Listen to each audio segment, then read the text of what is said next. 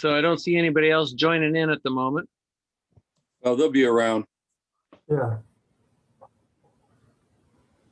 So you can open up your chat screen if you want to put any links in or say something.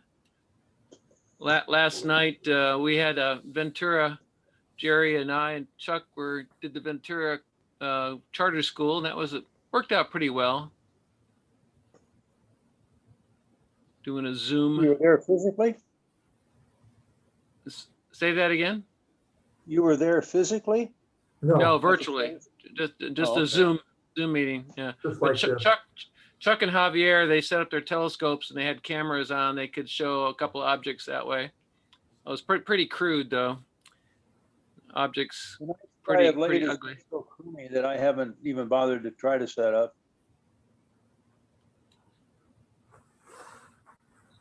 Let's see. Close that window. So let's show up at the bottom. Chat. There you go. That's how I feel, Jerry. What's that? That's how I feel. I'm tired, man. Are we keeping you awake, Jerry? No. So I saw this joke on the internet that's about this guy in a bar talking to another guy, and he said he just got a new hearing aid, and he said it cost a fortune.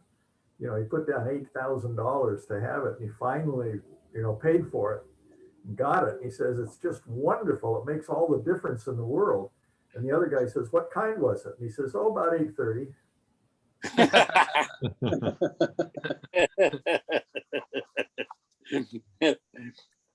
That's a good one. I bet you could sell earplugs for $8,000. Yeah. All right, I'm gonna show Bob Grunberg's picture. He's not here to explain it, but highly done, I guess. Maybe explain it next week, but I'll share this. Oh, you can see the trapezium in there. Wow, why is it so blue? It looks like there's sharp edges between different regions. It's posterized a bit. Yeah. Have been pushed too far. You think? Looks like it's basically a good picture. Well, if you stand back about 10 feet, it looks good. The red up here in the big version. You know what kind of telescope he used for this? No, I don't. No, I don't. Because the field of view is a bit small. This is with a 533, right? I don't know. Let's see. M42. Yeah, I don't know what he used. It's something that causes diffraction spikes, as you can see in the upper right. Oh yeah. True. Yeah. Yeah. It says 1060 180 HDR stacked. So some high. So it's high. What do you call it? Dynamic range that's been used. That usually makes some weird stuff go on. Shouldn't have to, but must be a PI trick, I guess. He's still trying to get his hands around that. All right, so I'll stop that share. Very nice. And Jerry, I just sent you a couple compliments for the video, Chuck, the podcast we did. Mm-hmm. I saw one. So how many people have seen the 11 a.m. Monday video podcast with Jerry and Chuck and myself and Ron? I did look at. It's posted on that YouTube site there. I talked to Tom Whittemore, and he said that he was going to go and he had company or something, so he couldn't make it.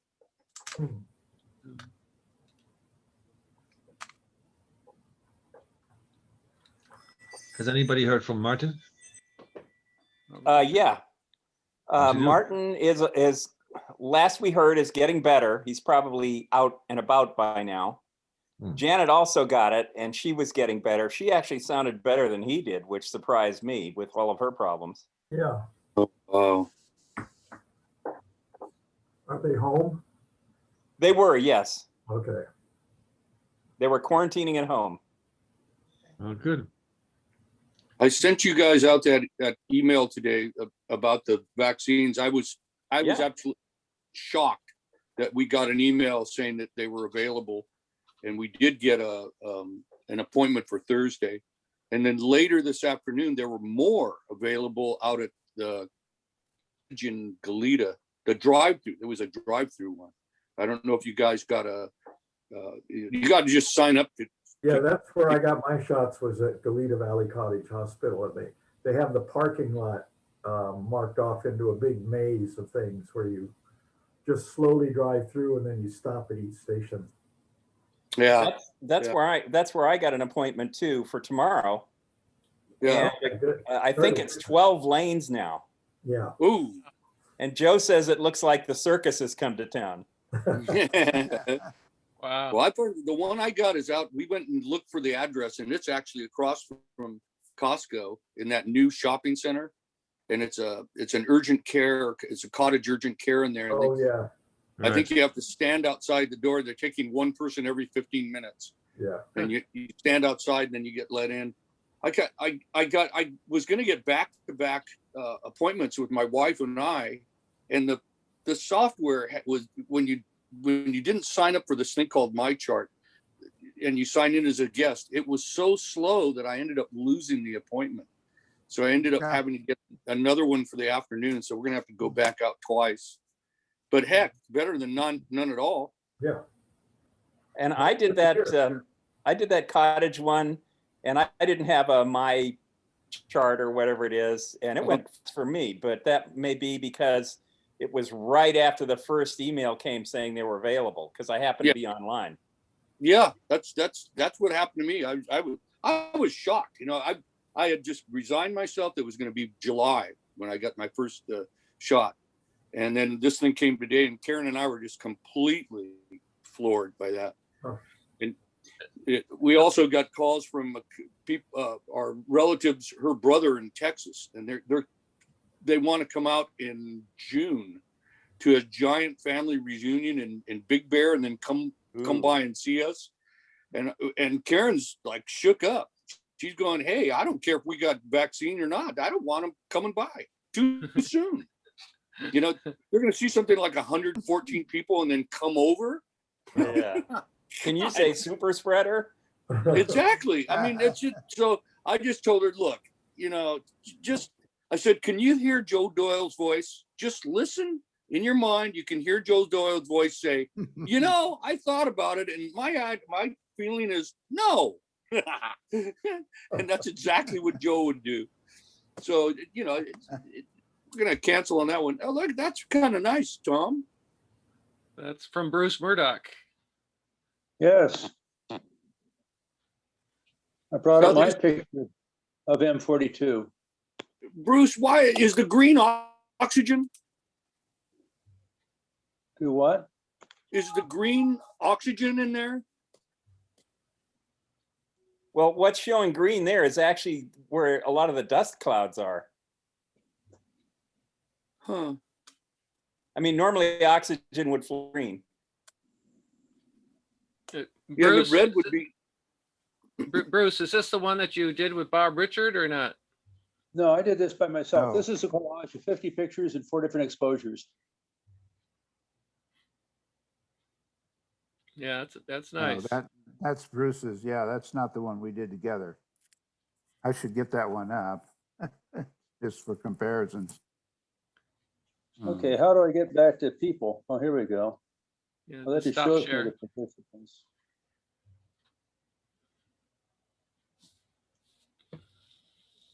Yeah, Tom, I've got to get together with you and try with this iPad.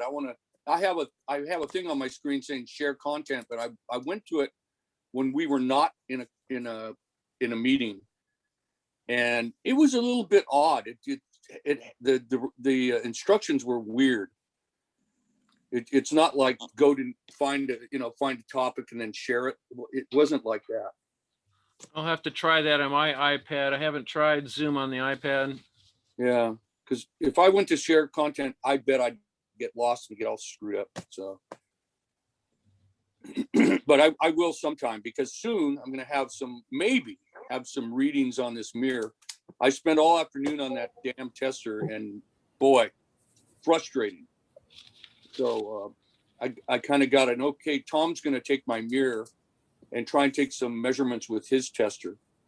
But I spent all afternoon trying to modify it. And boy, the readings I took, I would say 30% chance of those being accurate. I just couldn't read the donuts of light, the shadow, the light and dark shadows just didn't behave properly.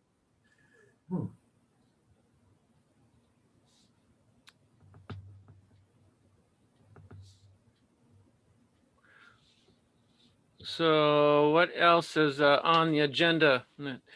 Anything people are working on besides Tim and his mirror, his tester? I could talk a little bit more about that if you want, but I think it would be kind of boring for some, and it just I don't think there's a. We want to see pictures. Oh yeah, okay. Well, those are going to be a little bit weird, because I finally got this little tripod set up in a bedroom where I could get it fairly dark, and you know, we used to test with a slit. And so the light that was going down to the mirror and reflecting back was out through a light source that had a slit in it. And I played with that a bit today. And finally, at just about a half an hour before the meeting, it started looking like it should. But I'm telling you, it's just, I'm thinking that it just needs another tester. The tester's just not right.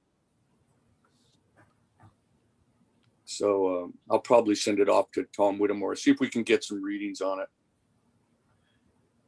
I mean, I got numbers, but they're really, they just don't seem right. They don't seem right at all. So other than that, I think taking it out, putting it in the telescope and taking it out some night, and maybe just looking at the moon or a star, try to do a star test with it. That might be a good thing to try. So Bruce, was that picture, was that taken with the Nikon?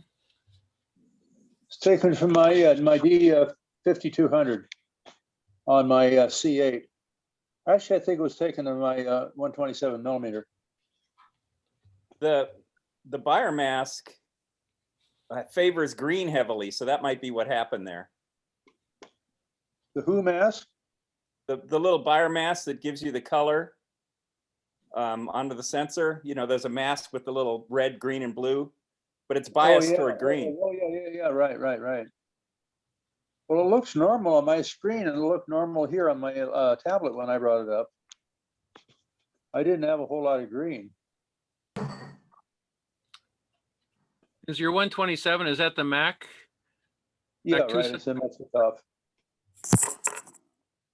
I took a lot of pictures of that because that's before they put in these damned LED streetlights. And I could do it from my deck. I can't anymore. I wonder what decision was made by Goleta on the lights that way. I don't know. I was looking up that. I mean, that was, you talk about a flawed, whatever you call it, you know, whatever people are giving their opinion. You can get LEDs, streetlights in any color. You get them in yellow, and they're the ones all around Mauna Kea are yellow for a good reason. Well, if you provide 4 colors of streetlights that are basically all white for your survey, that's a flawed survey. Yeah, they were all pretty glary. Yeah. Well, the thing I put in my letter, and I've mentioned that to various people many times, is that you know, I've been on the Isla Vista Recreation Park Board 4 different terms, 4 different 4-year terms, 16 years total. And back in 1993, we replaced the lights in a downtown park called Anascoyo. The original lights were 3 500-watt LED sodium vapor street lights on the side of the building to illuminate the park at night. And they were very harsh. And the park, you were very, very either bright lights or very dark shadows, and nobody wanted to use the park at night. We got rid of those, we put in 16 22-watt curlicue fluorescents on poles throughout the park, 10 feet up, and then trimmed up all the foliage, trimmed all the growth up. So there were sight lines everywhere. So at night, the park was like, it was lit by moonlight. It wasn't really bright, but it was uniform. And people started using the park at night. It was, it just happened. And I put that in my letter. I think I shared that with you, but I heard nothing back. I'm not surprised. Do you remember how you came to that conclusion about how to do the lighting? Well, our general manager, Roger Lagerquist, now deceased, did the study. He figured out, well, what do we need to do to make this park user-friendly at night? And big glaring lights are not the answer. Uniform lighting is the answer. And I mentioned this to a number of people, including the group here. If you drive through Las Vegas at night on the freeway, you'll be pleased about how uniformly lit the freeway is. It's not really bright, but it's very uniform. Well, the lights are on 100-foot tall standards. They're 4 mercury vapor lights, 100 feet in the air, spaced, I don't know, every 300 or 400 feet. And whoever did the optical engineering figured out the ground pattern for those such that you get very uniform lighting. There are no shadows. It's very well done. You go to Germany, we toured southern Germany in 1991. The lighting there, the telephone poles are quite a distance apart. They're more than 100 feet, but they hang a string of cable between them, and they hang the lights off that cable maybe every 20 or 30 feet. So again, the lighting is uniform. There's no shadows. But General Electric has got a wonderful sales force to sell. In my community right here, they replaced 42-watt LED sodium vapor streetlights with 130-watt LED streetlights. So, but they didn't change any of the spacing of the lights. They're still on phone poles, which are well over 100 feet apart. So it goes from very bright to dark, to bright to dark. And, it doesn't solve the problem. But they like to sell more. Oh, we've got to put brighter streetlights in. That will not solve the problem. Hello, Bob, I see you there. This is, Yeah. hi, Dick. Hi. I had some trouble. Sorry about that, guys. I always worry about whether or not I'll see someone coming in. I'm looking for all over the screen for people being admitted. So sometimes it might take me a while to notice that someone wants to be admitted. Sorry about that. Yeah, we liked your PDF of your astrophotography. That was nice. Thank you so much. Thank you. Yeah, it was very nice. Yours was too, Bob. I'm trying to get up this picture here. If I can share the screen of the, let me try. I can share the screen. There we go. Of the one that Bruce and I did, just to compare. Oh, yeah. Let me see here. Get this up here. That's not what I want.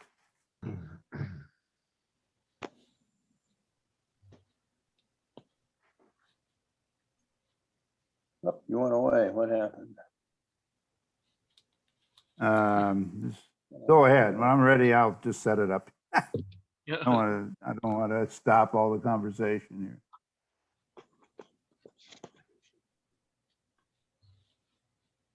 So can you think of anybody who needs these telescopes that the club has? A couple of 8-inch telescopes. Chuck's has Edgar's old C8, and I've got a newer C8 and a CG5 mount. So looks like I might need to take some pictures and put it on Craigslist, see what happens. What are you selling those for? We have probably $1,000, 10-year-old C8 system, equatorial mount, and then a 30-year-old or more older one C8 from Edgar used to use, which was a good scope. About $400 for that, and probably $1,000 for the newer one. So And I if think you Art's know, gotten a couple of more donations too. oh really? You have to check in with him. My sister's boyfriend has this hankering to get a scope, but he's more interested in, I think he would probably be better off with a, well, I just don't think the C8 would be too much for him. To figure it all out and everything would be too radical. I told him try to stay away from like the Costco type scopes, but I think Orion used to have, what was it, a short 80 millimeter short scope. Short tube 80. Yeah, short tube 80. That was a good little scope on just a little Aldaz mount would be good for him, I think. He thinks that in Sacramento he's going to get night skies that are great, and it's just not going to happen. Has he never been to Sacramento? I have. No, has he never been to Sacramento? He lives there. Oh, and he why lives. Does he think he'd get nice skies then? He's just got it in his head that he's going to be able to go out and look and see some nice stuff, and then he wants my sister to drive him up into the foothills, and she's already told me that ain't going to happen. So, I just told her, if you get something, make sure it's cheap, and then he can look at, things in the neighborhood or in the city as well. So you can't convince them to get a 8-inch Dob, like a $400 Orion 8-inch Dob. Those things are really nice. I tried. I told him that's the way to go. She just goes, oh, I don't think so. But it's really hard to express to people, especially because you'd have to collimate that. And for them, I think that would be an issue. They really have a hard time understanding that. That's why I was kind of leaning to the refractor side. This makes more sense. How much money do they want to spend on it? I don't think they want to go over like $300, to be honest. Oh. But the 400, for Edgar's scope, that's a steal. Yeah. For them, that'd be a scope you could use forever. And there's not too much collimation going on with that. No. Well, Edgar did kind of cross thread one of the collimation screws on it, and it's missing the finder scope right now. We'd have to get that from him. So it's not pristine anymore. I just think some little cheapie that had a right angle finder, and like the little short tube 80, that's probably a good little scope for them. Then he could go outside and not bitch and moan about like, oh, it takes forever to set up. Chuck, you could probably take Edgar's scope over to Art, and he could rethread that if a screw is bad or something. He could do something about that. He's probably got a way of redoing that. He's definitely got the tools in the machine shop. Yeah. Yeah. I couldn't remember that other Dob that we used to give away. It started with a Z. Jumel. Thank you. Jumel. I tried to tell them about that as well, and just saying, you'd really do well if you got something like that. And that's when they told me, no, it can't be very big. And that's when I started thinking about that little short tube 80. So I don't know what Art has in the back. He's had a couple of refractors over there, but I don't know what he's got now. I think they're probably like 8. Go ahead, Bob. No, I just said I'll try to put this up here and see what we come out with. This is just a file here.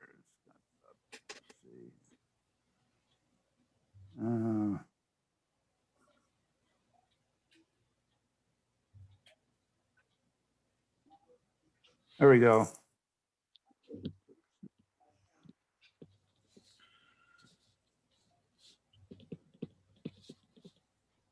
Yeah, I got a blank. I finally got back I recognize that picture. No, that's your picture, Bob. Yeah, that's mine. No, I'm just putting that up because Bruce had shown his. This is Bruce. Bruce and I worked on this one together, and so I can't get it up in the. Where's the one where I put the trapezium back in?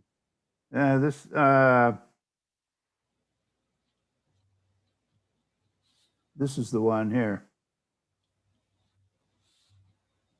I don't know if I can get it back up. Well, the trapezium area looks blanked out in that one. Double Yeah. click it. Maybe, I think let's it's see, telling You us, got it's one of one these, those. maybe this one here. So Bob, you just got to open it up in photos and then do a stop share and then reshare the in the photo program maybe. Can you see this? Well, they're We're just- thumbnails. We're just Are you- seeing the In your folder. Can you see this picture? I'm moving around. No, No. we're seeing your folder. Oh, okay. So you need to stop share and then reshare the picture window, All right. I think. Yeah, I have not had trouble with this before. Usually I just put the picture I want down below.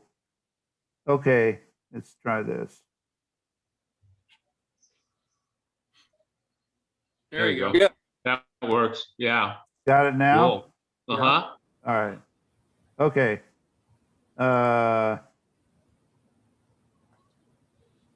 Okay, there's the full frame.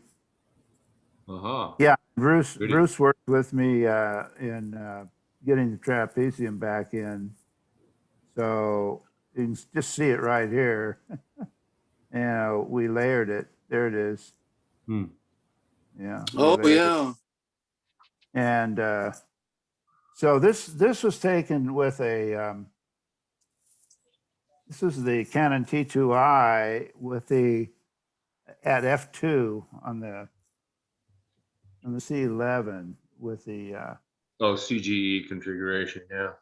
yeah with the you know, very fast. It's like an astrograph.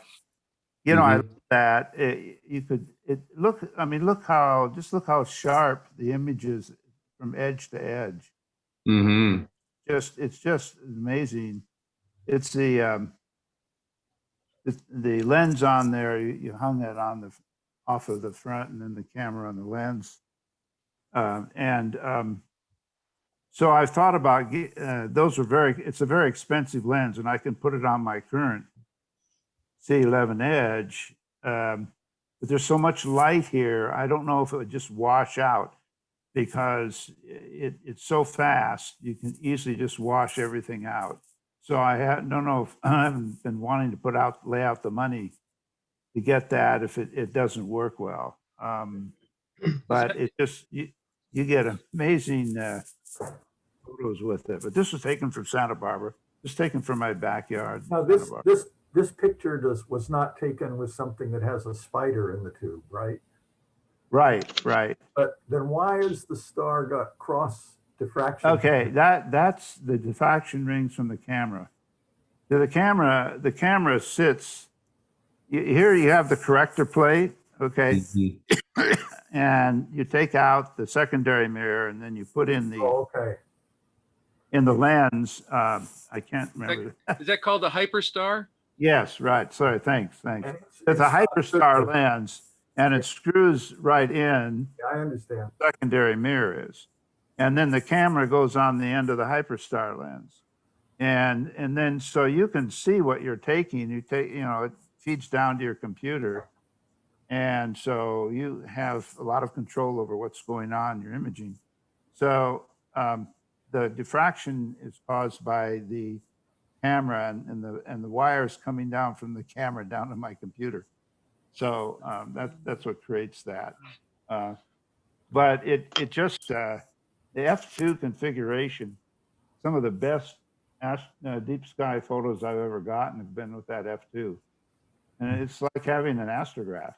It really is. It's pretty amazing. And like I said, I'm just really debating whether to spend the money. You know, we're working on, as you all know, we're working on the observatory here. By the way, it's a passing, but one of the professional astronomers here who's in our community, who was very supportive of this, just passed away last week. So it's really a loss to lose him. But anyway, I'm just debating on whether to get that or not. I don't want to spend the money with, I think it's about $800 or something like that. And then find that I can't use it very well with the light pollution here. So. You just have, Bob, you'll just have to hold a bake sale. You can buy one that way. Right. I like in this, some way. I like in this photo, the Running Man nebula. That's really neat. And what's the difference between M42 and M43? Where's M43? M43 is the thing that looks like the bird's beak. Here. Or is that the Running M43 Man? there? Yeah, Oh, I think so, that's yeah. it there. That's right here. Mm-hmm. Which one is this? That's Running Man. I think that's an NGC designator, isn't it? I Can can't you see? remember. Okay. Yeah. Now, I assumed that the green here is oxygen and the red was hydrogen. But I don't know if that's accurate. It is the intensity is increased, the saturation's increased to pull out the colors. So that's why the colors are pretty vivid. That was done intentionally. So you could just see these colors. It makes a very striking photograph. And you really need to blow that up pretty big to see the trapezium. It's amazing that you can zoom in and see it.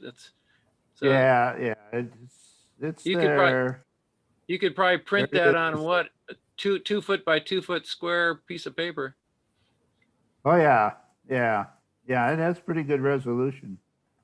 Yeah, this also the Canon T2i is not modified.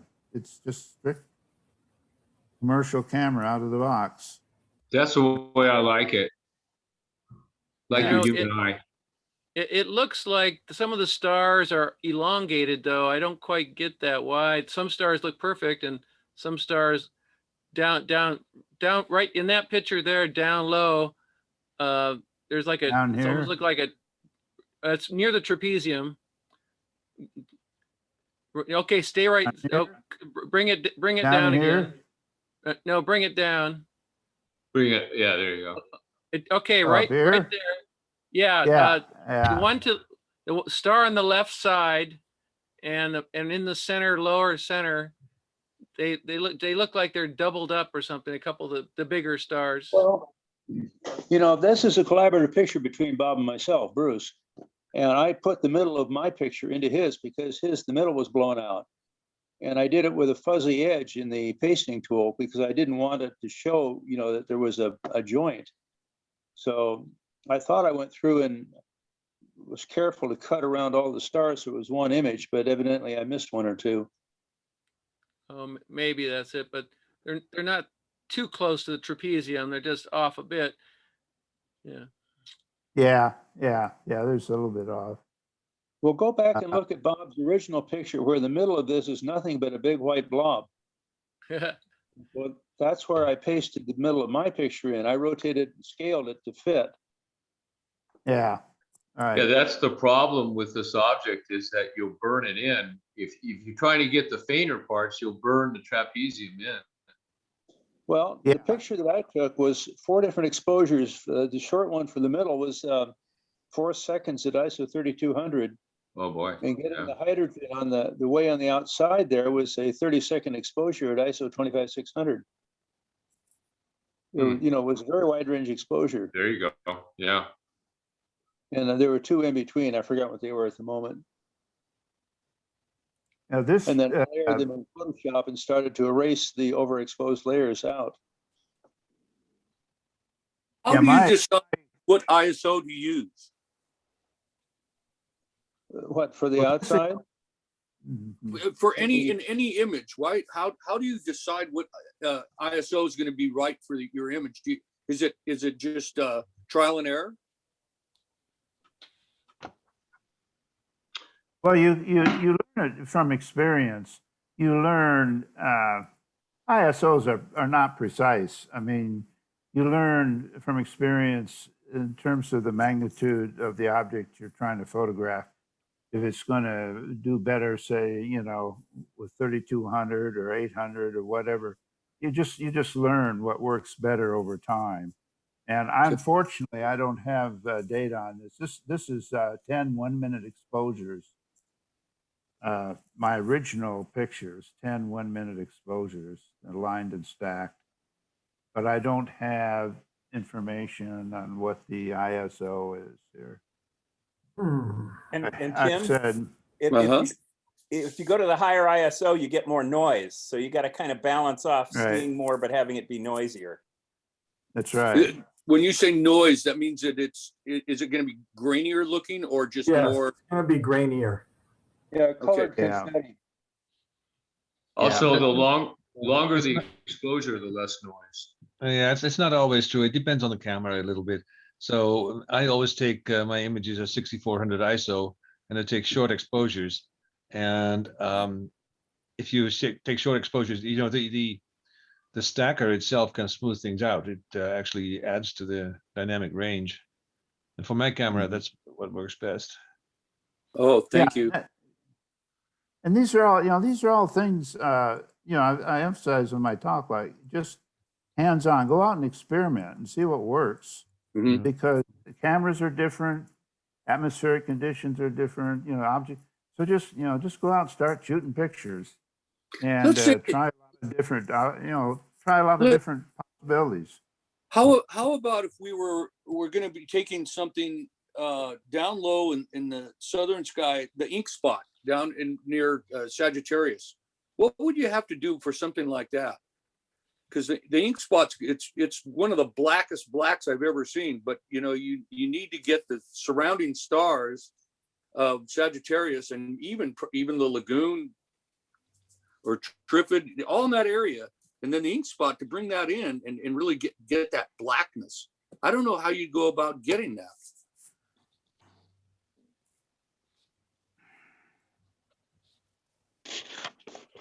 Yeah, Any I don't idea? know. Hey, Bruce, there, I see your picture. There, I see your face. I just heard your voice before. I don't know the answer to Inkspot particularly. I do know that here, when we shoot the Southern Horizon, we shoot out over Scottsdale and Phoenix. Wow. What works the best for me is filters. And so I've really been experimenting a lot more with filters with my ATEC cameras. The ATEC cameras, by the way, is a whole different ball game. And I would be really fun to share some of my stuff with you on those cameras, because the blessing of those cameras is you can get really good pictures in a fraction of the time that it takes you with a DSLR. So you can see many, many more objects any given time. And the processing is not nearly as extensive because the camera does all the stacking itself. So it's really, really a cool thing. So anyway, I don't know how to answer the question. I just know that. There's the Inkspot there. Yeah. P86. Huh. Yeah, that would be tough. Be tough from here, that's for sure. Yeah, it's I got to look at that up at Mount Figueroa one night, and that has a good southern exposure, but so does out over the ocean. Really, I think Chuck would agree that like Gaviota, Refugio, Refugio might have a good view of something because it's the ocean's there. But I mean, that blackness that I saw naked eye, that's the darkest black I've ever seen. And I finally got a good look at that. But that picture you brought up, Tom, that was interesting because it showed the stars around it, and then you can just see this empty blackness that's there. P93. Okay, that's up there where the Omega is. I've got a view of that. Let me see if I can find it here. You'd have to have enough exposure to get all those little tiny background stars. So fairly long, I think. And the black is just going to be because of that nebulosity. I think what I think it is. It's just a big dark cloud, and it just blocks out everything that's coming at you. Yeah, it's a dark nebula. So probably the best thing to do would be take a wide field. Well, you can't do too wide a field. And then just take the exposure for the stars around it. God, there's some neat globulars in that area. So you'd be getting some pretty neat stuff. You're right near the center of the looking at the center of the galaxy. So that's where it is, just off the spout of the teapot. So B93, is that what you said? I think it's B86. B86. Yeah. B86. Okay, so I got B93. I don't have B86. Let me see if I can. Is it down by Lagoon? It's actually just above the spout of the teapot of Sagittarius. Oh, So okay. it'll be to the left Oh. as we see it in the sky of the lagoon, to the left of the lagoon. And terrific. B86. Okay, yeah, I don't have that one. That's lower than where I'm at, because I got that one that's got the lagoon in the bottom. It's be the one below that.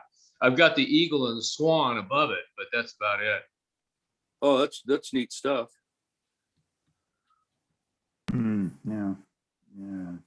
I always had trouble Yeah. star hopping to the swan and the Would eagle. you Those are- like to see what I got here? Can I Sure. share them? How do I? You have to click on share screen at the bottom of your Zoom window, Okay, And yeah, I'll you- get there. then choose the other window that you have your picture in. Okay. Let's see here. Okay. Wait a minute here. Boy, I don't know where I'm at now. Post attendee. Here we are. Okay. All right. So down here at the bottom, share screen. Oh. There. That's what the red cat. So there's the eagle in the middle. I mean, eagle up here, and then there's a swan. There's some dark nebula down in here that you can see in this area right here. This shot is actually overlaps the one that I put in the blurb. If you go down to the bottom here, these frames actually overlap with the one that I gave you. There's some dark nebula in here. Yeah, I don't know how close that would be, but that's in the same area. That's the general. Yeah. The other one is lower with the lagoon, but with the area that you're talking about is even lower than that, because the lagoon is, let's see, it's about at the top of the teapot, and where you're talking about is more like where the steam comes out of the teapot. That's it. That's right. Yeah. Right. Star So hopping to those two is a bitch. Yeah. I use the stars in the teapot, but I have to I never get them. It takes me, if I'm out at a star party and trying to show them the swan. Oh my God, I get the eagle faster than I get the swan. I don't know why. It's tough. I drive customers away really fast. So Dick, how did you take this photo? I took, that's a Red Cat 51. Now, we were talking about speeds and stuff like that, and what kind of exposures you run. Generally what I do is I always run ISO 800. It's just what I do.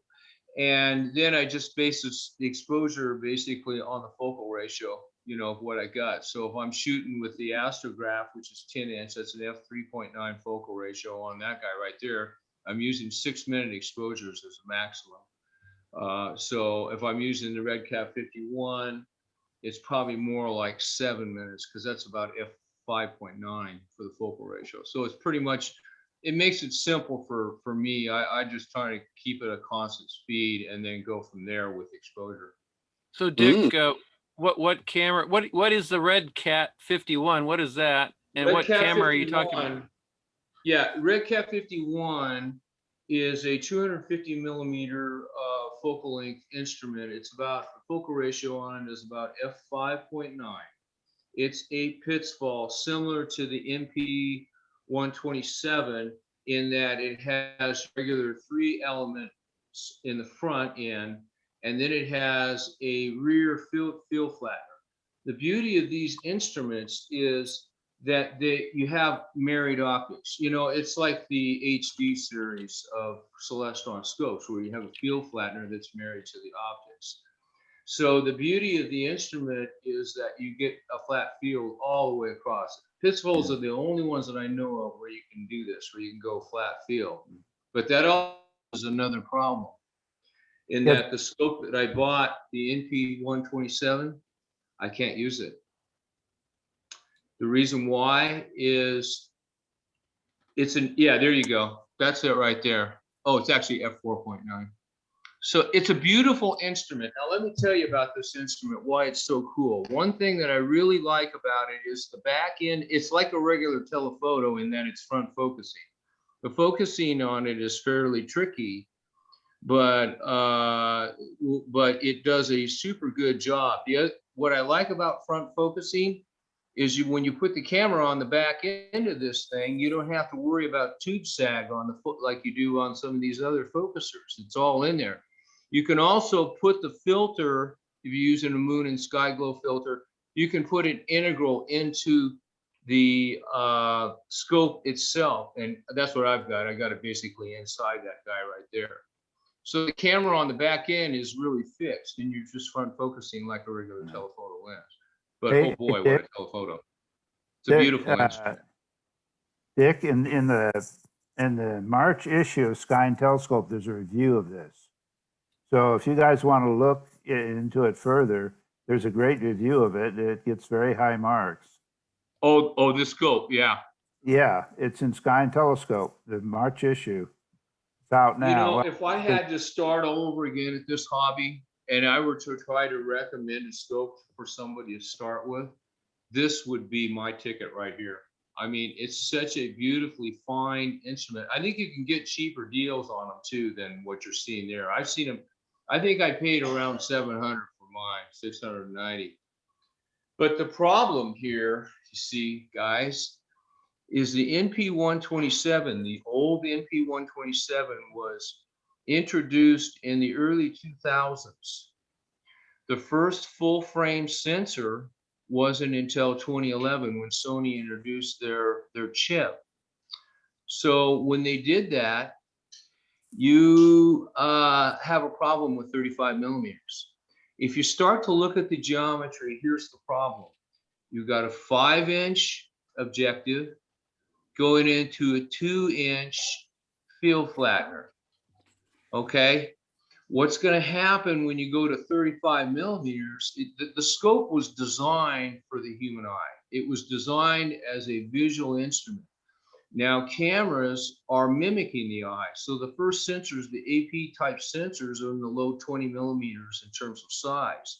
Okay, so it's okay. You won't have a problem. Now you start to get to 35 millimeters and you got a bigger sensor, you're going to have impingement. The NP127 will not work with a 35 millimeter camera. I called the guys up and talked to them about it. And the whole reason why TeleVue went to the 2.4-inch focusing tube is to get that rear element bigger and stop it from impinging. I can show you what it does. I've got a picture of what it does. But basically what it does, it doesn't change the focusing. It puts the halos of the stars have this weird radial diffraction pattern that radiates out from the center. Okay, because what's happening is the starlights are impinged, the optical path is being impinged, and so those starlights get distorted. And they kind of distort like a couple of crescents on either side. If you're to out of focus the star, what you end up getting is 2 opposing crescents, kind of like this. And it as you go away from the center of the axis, it goes like this. So it's going to follow, it's going to be perpendicular to that. Dick, does Al make an adapter to use the 2.4 focuser? Can he adapt? Can you put a 2.4 on the back of that? 120. No, you can't. because you still have the problem in that element, that rear element is 2 inches. Let's see if I can show you a shot here of what it looks like.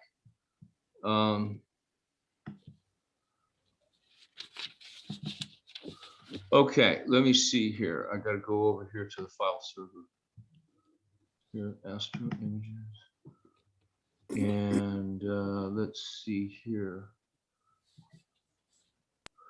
Here's a corners test right here, okay?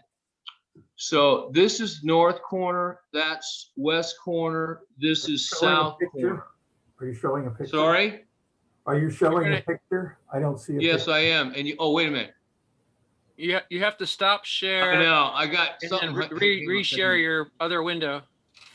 Hang on a second, here we go. Oh, it keeps coming down on me.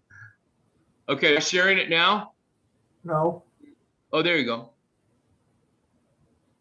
You are sharing you're sharing your screen, it says. But So you're sharing the I'm gonna file stop sharing and then I'm gonna redo it again. Good. Right. Astro image corners test. Share. Can you see that? No. Yeah. Yes. Yeah, Okay. let me see that. Oh, doggone it. Here. So let me see if I can get this guy up a little bit so you can see. How come it's not changing state? It's not zooming. Huh. Huh. That happened to somebody else too. Oh, there you go. Okay, now here's a better view right here. Well, something's not right here because I'm not getting the doggone, I'm not able to do any zooming on this thing at all. Oh, here we go. Okay, so here's the problem. If you look at the halos of these stars, you see the distortion that you're getting here. It's not, it gets worse on the edges too. You see that, oh, here's one. See how that goes like that right there? Oh, yeah. That's caused by radial impingement. Okay, now it's not really changing the focus of the stars, but it has this radial impingement pattern. Now, so if I go over here to the other side of the Rosette and take a look at it, you see they've changed. They've gone the other way. So it's radiating out from the center. The only thing that can cause that is a circular geometry going around this thing. And so what's happening is you got a 5-inch objective and a little 2-inch corrector. It ain't gonna fly, guys. You're gonna impinge on the optical path when you put a 35mm sensor on the end of this thing. Have you talked to Al about that? Because he probably have some kind of an adapter that he put in between. No, I No, talked to the he made the NP127 to get around this. That's I gotta tell you what right now, guys. I talked to TeleView. Yeah. Okay, so yeah, it's pretty hard to refute that. I talked to a guy by the name of Dave, and he told me, so there's really That's no way his to son. get there. That's why they went to 2.4 inches. See, that's why those scopes are so expensive, because that rear element now is larger, and it's probably a pretty expensive. Not only that, the focuser now is all 2.4 inches. And all of the stuff that you need in that optical train is now going to be 2.4 inches. Not only that, you need a large field corrector, which I got now, okay? But you need that as well to do 35mm. So the moral of the story, the takeaway on this is, guys, we've got a technology here that's moving, a moving target, and it's called CMOS. And it's taking over the industry by a storm. So the moral of the story that I say is this: if you're going to stay in this technology, you better get the latest and greatest instrumentation you can get, unless you're planning on staying with a sensor that you have. Because, you know, gosh darn, we could turn around in a decade, we'd have chips that are 2 inches. And that's going to change that focuser again.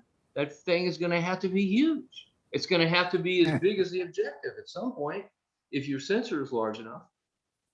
So that's the problem that I have. And so now I've got to, I got to get rid of this guy because it's not going to fly for me. And that's because it's a great scope and everything like that. I love it. Visually, it's a beautiful instrument. And I get the feeling that at that point in time, it was designed primarily as a visual instrument. Now with the NP127IS, standing for imaging systems, they are getting more into that line of work right there. And that's the direction I want to go in. So I gotta, I don't know if I'm gonna tell Gary, he's gonna be upset probably, but I'm gonna have to probably try and get rid of this guy is the only thing. And unfortunately, guys, I just didn't check it out well enough. Gary's try to look at the Gary's scope. not an imager. He's observation only. Sorry? Gary is not an imager. He's Yes, observation he only. didn't know it. Gary and Jane are wonderful people. You guys are great. My takeaway on, I look at this and I look at it as a plus because I got to meet you guys and get in with a good group of guys. And Jane and Gary are wonderful people too. So, you kind of have to just look at it and be a little philosophical about it and just kind of move on, get the scope you want, sell the old scope and go from there. If you sell that scope, it's not going to bother Gary one little bit. Yeah, well, I figure it's probably going to be easy to get rid of anyway, because I see these things on Astromart and they don't stay on there very long before somebody buys them. So I'm not worried about it. Unbelievable. That I told you, Dick, that was the one that Tim Wittenberg had. I don't know if he had the IS, but I just naked eye from the gun club. We were looking at the Lagoon Nebula one night, and I swear that's the best view I've ever had of the lagoon. Even this one here, you look at the detail in here compared to, I've got another shot of the Rosette, and it doesn't, and of course it's fully processed, but it's, you look at it and the detail is pretty stunning for something that's completely not even processed. Mm-hmm. I'll bring up the veil or the Rosette. Oh, it's not here. It's here. Here we go. Yeah, I got this one on my wall. I like it a lot. You might have to stop share and reshare. Oh, it's not coming out? See that? Don't see it. Okay, we'll do a stop share. And then there. That's my Rosette. That was done with an 80 millimeter. You guys were talking about 80 millimeter. That's an 80 millimeter there. Yeah. Very nice. Thank you. Yeah, I think. Yeah, I really think that this scope is better than this. I mean, in terms of the resolution that this 80 picks out compared to the other guy, I'd say you got a killer there. I mean, this thing is. There's a lot of detail. This thing is not even processed, and yet the detail is stunning. So I really like it. So I know I'm in the right direction. It's just that, unfortunately, I made the wrong move. So what scope is this 80? I'm sorry? What scope is this 80? Who made this? It's an 80. It's the Orion 80, the carbon fiber guy. It's 480 millimeter focal length. It's their ED80 scope. So it's probably a little bit of a high, well, it's their smallest, I think, in their refractor size, because they've got some bigger ones there. And then I put one of those short tube field flatteners on it. Yeah, but the problem with those is they're just a compromise. See, if you don't have a married thing like a Pittsburgh, it'll never be as good, in my opinion. Mm-hmm. I know Nagler when he first came out with the what was it called, the Genisys? That was his 4-inch refractor, and he used it. I think he told me that the whole idea was not to make a telescope; it was to actually test the eyepieces he was going to be making. So what he did is he used a 4-element design. So he had 3 elements for visual, and then the 4th one was for a field flattener built into it. And I think he carried that through with the NP127. Is that right? Yeah, those are what they call Pittsburgh or Nagler pistols, those guys right there are basically the same thing as like the Red Cat. So you've got Okay. that married field flattener built into the instrument. That's what makes them so expensive. But boy, I'll tell you, if you're starting out again and you want to get a really good scope, I'd recommend that Red Cat 51. You could get a lot of work done with that thing. I mean, I've taken some pictures that you just, you know, like for example, Saturn region. Let me see here. Let me get it up first before I go anywhere with it. But I'll show you what Saturn looks like. Just to give you an idea of what you can do with the scope. Dick, how long have you had that Red Cat? I think I got it in 2019. So now, can you see this or? Not yet. Okay, you can't see it. Okay, so I got to go here. Here we go. No. Here we are. Okay, now share screen. There. So that's Saturn, and that's done with the Red Cat 51. Okay, so like, you know, you can go up here. Guess what? Crescent Nebula. So that right there is real nice. You can do, you know, it just does a really, really good job. And, you know, you don't really have to do, it's a very forgiving instrument. But it just shows you what you can do with this instrument and how good it is. Now I've done some stuff on the stars to kind of almost zap them, you know, with the masking that I do. And so there's plenty of stars there. So, you know, you can kind of see. Anyway, I think when I put that guy away, it kills it. But that's enough of the Dick show right there. So That's great. So Dick, did you use any filters for that? Because usually, you know, when you go to a smaller aperture, then the stars tend to get larger and larger, just like the 80 millimeter. The stars were kind of blown out, but with the 51 millimeter, they're not blown out at all. So how did that happen? You know, I think a lot of it is the pitch fault itself that makes the star images smaller. And so the point spread is not quite as great.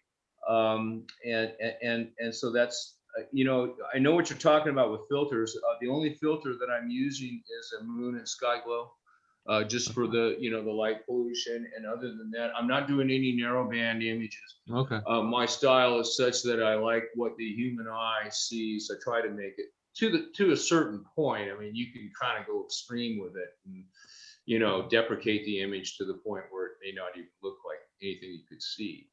I know what you're talking about. For example, you could use hydrogen alpha, and that stars are going to be much smaller with that narrowband filter than they would be, let's say, without it. But I haven't really done a lot with narrow banding, and I don't know if that's a direction I'm going to go in. I have to get a monochromatic camera, and of course I've got a 6D, and it hasn't been modified. You know, so it's got all the cut filters in it. Isn't that filter? Isn't that the hydrogen alpha? Is that the Rosette filter? Anything for like infrared. See, what I found on your red sources, you have, let's say, for example, the Antares region. If you go there, you'll get a nice yellow goldy nebula, and I think that would be like near infrared.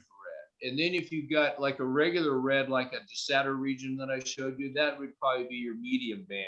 When you start to see brown or fade to black with my camera, then you're in far infrared. Did you use the same sensor for the 80 millimeter image of the Rosette as with the? Yes. Yeah, everything's a 6D. That's all I've used. It's an MK2, so it's a 26 megapixel. Who was showing that screen there with the telescopes? Is that you, Tom? Yeah. That Red Cat looked like it was made by Williams Optics. It is. Yeah. It is. Yeah. Okay. Yeah, they had some good stuff. That's a beautiful scope. I really, you know, the only thing I've had a problem with it is the dew cap, the dew shield. There's a piece of felt in there then it started to separate. So I've had to glue it a few times with super glue. But you know, other than that, man, the thing, it's such a fine. And when you see how this thing is made and the thought and put into it, you will be very impressed. I think it's a beautiful instrument. A lot of instrument for the money. Yeah. Well, we've been talking about the Rosette Nebula. Let me pull up this, which was taken with my F2 at F2 at C11. See that? Oh, wow. Oh yeah, yeah, that's nice. I like the stars. They're Very real nice and small. Yeah, Pretty. that, let's see. There you go. You see that? Yeah. Mm-hmm. Okay. Very nice. Yeah, I got this hanging on my wall also. That's a pretty one. Yeah, isn't that? It's something like that, you know. I've got a red cat view of the Rosette too, as well, and it's got the Christmas tree nebula in it at the top. Yeah, yeah, yeah, F2 configuration is amazing. So Very pretty. see a lot with it. Yeah. How much time does it take to take an image like that with the F2? Oh, this image, it took, let me see if I can get back. I'm going to check out a little early tonight. I'm feeling very tired. Okay, Jerry. Okay, All right, Jerry. Okay. I'm not long for this world myself. Okay, good All right. conversation. Bye-bye, Jerry. We'll see you later, Jerry. This is composed of 6 122nd images. And this was taken with a T2i, Canon T2i Rebel, APS. Right. Wow. Yeah. Very nice. There were six images at 120 seconds. Yeah. 6 images, 120 seconds each. 2 minutes. Yeah. 2 minutes. Yeah, Nice. that's mind blowing. Because with any other camera, you'd have to do several nights probably to get something like this. Yeah. DSLR. Yeah, well, the F2 is so fast. It's I just know. Yeah. amazing. It just, I started photographing faint objects. That was going out of my mind. This is incredible. It It's is. such a pretty nebula. Yeah, it is. It's gorgeous. It's big. It's like 300 Mhm. light years across or something like that. It's huge. Hey, But- Bob. Visually, ask- I always thought it looked like Go ahead. there were two. Visually, it almost looked like there were two lightsabers over, kind of like hovering over each other. Visually, that's what I always saw when I looked at the Crescent. You're talking about the Crescent Nebula? Yeah. That's No, I'm sorry, Rosette. The Rosette. Yeah, When I'm looking yeah. at Rosette, it looks like they were almost like like the lightsaber shapes, and they were kind of like overlapping each other, one covering the other. The Yeah. star. I'm sorry. Go ahead. No, that's it. That's it. That's it. Oh, well, I was going to say the stars in the middle are very, very high energy stars and emit a huge amount of ultraviolet light. So that might explain the color differential. It's like when on mine, if you looked at it, it's kind of like more whitish red in the middle than it is on the outside. And I think it's because of those high energy stars in the middle that they're very, very high energy. It What- gives you a Very, little 3D effect. What I've read about it is that these stars, the wind has blown this hole here. Yeah, these it's dark the ones. solar wind. Yeah, Yeah, and then these very are high energy. nodules, Bach nodules here, which are star formation going on in here. Oh, I was wondering what Yeah. those tendrils were. Yeah, they call them Bach Block nodules. globules. Or Globules. globules or Yeah. nodules, yeah. And the star formation going on in there, yeah. Huh. Yeah, it's Yeah, it's fascinating nebula, really is. Pretty. Hey, Bob, I want to ask you about your Atik Horizon camera. How would that work in comparison? Okay, the ATEX you don't have the wide field of view because this was taken with the F2 and there's a very wide field of view, so I can't get it all into the field of view. But the ATEC cameras See, I'm using the video cameras with the infinity stacking software. So the resolution is not quite as good. You know, there's a trade-off here. It's not quite as good. But on the other hand, you can stack things quickly and you can photograph faint objects, several in one evening. And so the trade-off is the quality is not quite as good. But for me, it's just fascinating to be able to see more things. So I may be able to photograph several objects in one evening and have them count pretty well. But you know, sometimes, I mean, I'll be glad to show you some of the stuff from ATEC, and you can see for yourself. And if you like really, really refined and really high definition stuff, you may not like what you see because the Canon camera gives you a lot more definition. It has more- Bob, does not the ATEC have a much smaller sensor physically, so you're getting a much narrower field of view compared to your Correct. T2i? Yep, correct. That's correct. Yeah, it does. Yeah, and also as I say, I don't have the lens for the F2 now, so I do everything basically at F10 right now, and unfortunately the edge scope, you can't use the regular like f6.3 focal reducer and flattener like you can on a standard C11. So you Why? you have to buy it. You have to, because see, the flattener is already in the optics of the telescope. That's what the edge does, Oh. flattens the field. Okay. And so you have to get Celestrons designed optic hang on the end of the telescope, and and they're expensive, and I haven't bought one for the C11.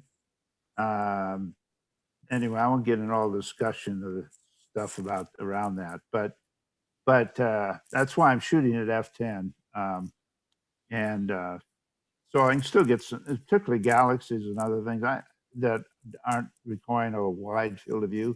I can still get some pretty good stuff. Yeah, planetary. Planetary nebulas are great. They're really good. Yeah. Yeah, I got some really good shots with the ATEC cameras. Of those. Hey guys, I got to take off. It's been great. I love seeing these images. I'll have more on my, hopefully on testing this mirror, if I can get through this this tester and make it so I can read these, take these readings on this mirror. So maybe Okay. more to share this week. Happy you all later, vaccination. okay? Yeah, yeah. Good I'll luck, see y'all. Tim. Good luck tomorrow. You're going to get that kitty to give you the vaccination tonight. Good night, guys. Good night, Okay. Tim. Good night, Tim. Good night. Good night. So yeah, Bob, Right. you had a pretty good shot of a galaxy with that Atik Horizon, didn't you? That it really came out pretty well. So Yeah. Yeah, is that the one? Let's see. I sent I No, I can't think remember it- which one it was. Jerry, I sent to Jerry, but I think I CC'd you. might Is have that just recently? Might have been an M101 or was it M51? Oh, yeah. There were several different ones that I took. I sent to Jerry. I sent of the Sunflower Nebula or galaxy, but I got several different ones. I mean, after you do the Atik Horizon, do you do any post-processing beyond what the Horizon comes up with in its internal stacking, the Infinity software? Yeah. It stacks up, and then I take it off of there, and I take it into Photoshop Elements, and I usually work with it there. There are also processing features on the dashboard, your computer dashboard of the Infinity stacking system, which you can actually work with it in the field and make adjustments. And yeah, okay, there you go. That's a Blackeye Galaxy. That's taken with the Atik camera. And what did you use for telescope? C11 Edge. And so this is a stack of 120 30-second images for a total of only 60 minutes. Isn't that amazing? It is amazing. Isn't it amazing? 60 minutes. And this was Wow. done here in Scottsdale with all the light pollution. That's really good. Yeah. So what filters did you use to get rid of the light pollution? Okay, I didn't. And this one, see, I'm just really, I'm experimenting with the filters with the Atik because I don't know all the technical stuff that's going on here, but what I'm learning is if this is very near the zenith. I don't think I used the filter on this. Okay, wait a minute, take that back. And this one,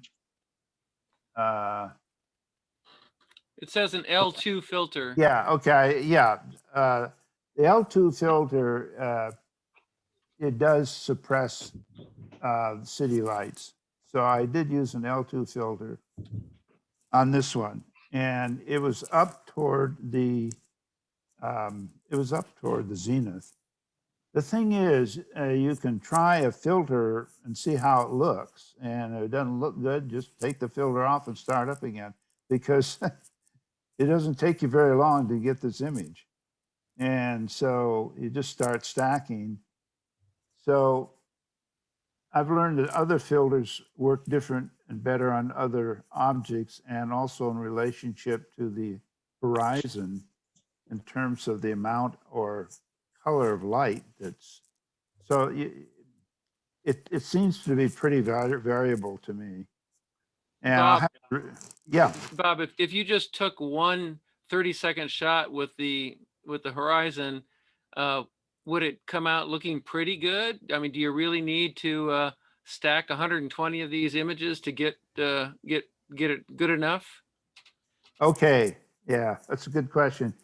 What the stacking does, the camera selects image quality of images as it goes along. So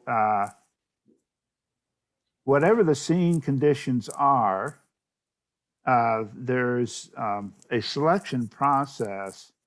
So it rejects images that don't meet a certain criteria that you set. So what you're stacking are always images that meet your criteria. And the longer you take an image, the less likely the image will meet your criteria, if your criteria is pretty high. So you take a lot of very short images and stack them so that you end up, after a period of time, in this case, let's say it went on for an hour, 60 minutes, you end up with an image that you have fairly good definition. And also in your tracking,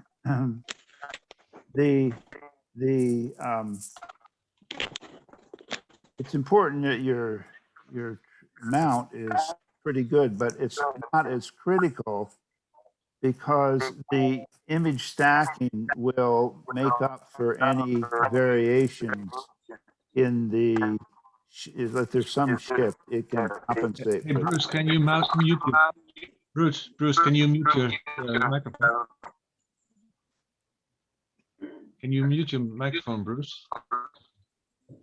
Is that Bruce is going? Here. We're getting some feedback, it sounds like.